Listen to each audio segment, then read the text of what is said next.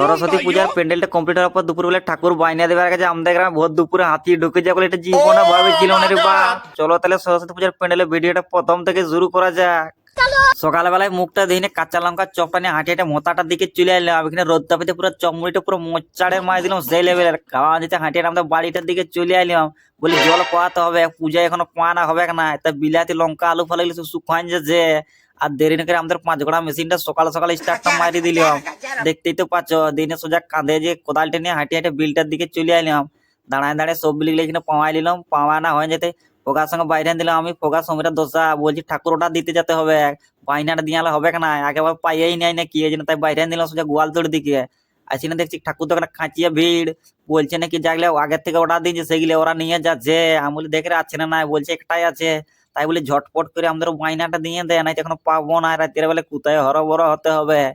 তাই দেখতে পাচ্ছি যে একটা ঠাকুর বাইনাটা দিয়েছে একটাই ছিল বলছে 1300 টাকা লাগবে তো বলি যে দেখতে পাচ্ছি 1300 টাকার বিলটা নিয়ে সোজা ঘরের দিকে উজান দিলাম।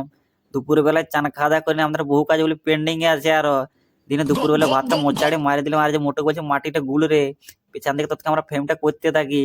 তো মোটামুটি আমাদের ফ্রেমটা দেখতে হচ্ছে করা হয়ে গেছে। মোটুকে বলছি একটু মাটিটা লেসিয়ে দেয় আর কি। মোটু লেসতে লাগে বলছি আর হাতি ঢুকে গেছে গাঁয়ে নাকি, গাঁয়ের দিকে আসছে।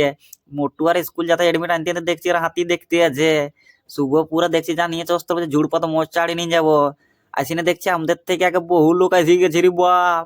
আর দেখতে পাচ্ছে সেদিকে হাতিটা, হাতিতে লয় যেমন সে 2 তলা বিল্ডিং ফেলবো ঢেরে বাপ। শাল গাছের লোক পুরো হয়ে যাবে মনে হচ্ছে যে হাতি দেখা আছে। দিনে দেখছি বাবা হাতি দেখা যায় না। ছানা পুটকি যা যা ছিল গ্রামে সব আসছে দেখছি একে একে। আমি বলি গ্রামের চোর ঢুকলেও এরা বুঝতে পারে না সব হাতির দিকে দেখতে চলে আসছে। কেউ আর বাকি নেই, বুড়া ছোঁড়া কাকি জেঠিমা যা ছিল সব হাতি দেখতে চলে আসছে বাবারে বাপ। দিনে আমরা বলি প্যান্ডেলটা মোটামুটি কমপ্লিট হয়ে গেছে, রাত্রেবেলা যে বলি ঠাকুরটা আনতে যেতে হবে।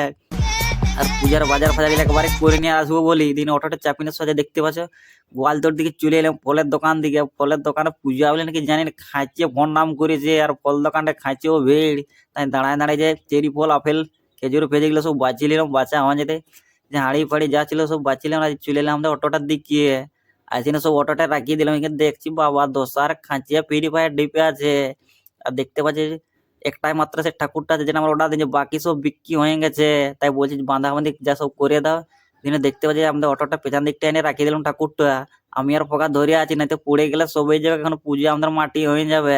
দিনে দেখতে পাচ্ছি সোজা ঘরের দিকে চলে এলাম। আসিনে ঠাকুরটা যে আইসিডি স্কুলটা ভিতর দিয়ে রাখিয়ে দিলাম। আর ফল ডলটা দেখতে পাচ্ছি দাঁড়ি পালার টাঙিয়ে সেটা ইন্দুর খাইয়ে নিবে কারো। অভিকে বলছে যে 3টা ধূপ ধূপ জ্বালান দে রে। তো দেখতে পাচ্ছি 3টা ধূপটা জ্বালান দিল। আর এবছরে দেখতে পাচ্ছি যে আমাদের প্যান্ডেলটা সেরকম কিছু হয়নি ভালো, তা দেখতে যাই হোক আর কি। দিন অনেক রাত হয়ে গেলে ঘর দিকে যায় বলি আর খিদা লাগছে খেতে হবে, অনেক রাত হতে যাচ্ছে। ঘরে আসে না যে রুটিটা দুধটা পুরা দোবাড়ের মারি দিলাম সেই লেভেলে। এরকম নতুন নতুন ভিডিও দেখতে তোমার পেজটা ফলো করো।